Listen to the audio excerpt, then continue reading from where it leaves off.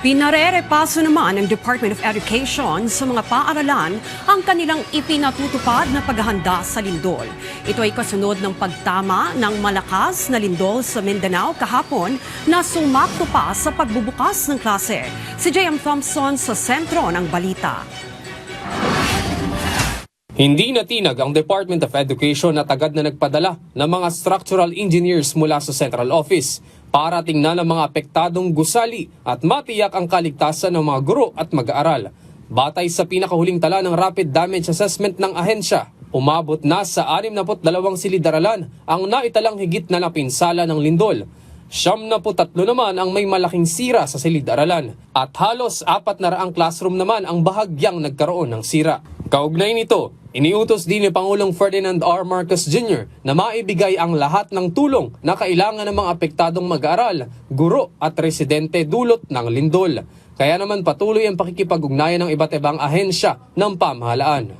President Bongbong Marcos gave us a directive to ensure that all the schools in Mindanao are safe because of the earthquake that took place. He is also monitoring closely through DSWD, through DepEd, through DPWH, yung safety ng lahat ng mga eskwelahan natin. Inutusan niya si Sec. Sonny Angara na siguraduhin yung safety ng mga bata at lahat ng mga pamilya na nasa Mindanao. Batay sa pinakahuling tala ng kagawaran, higit 4 na milyong estudyante at 128,000 na mga guro at personel na ang apektado ng lindol.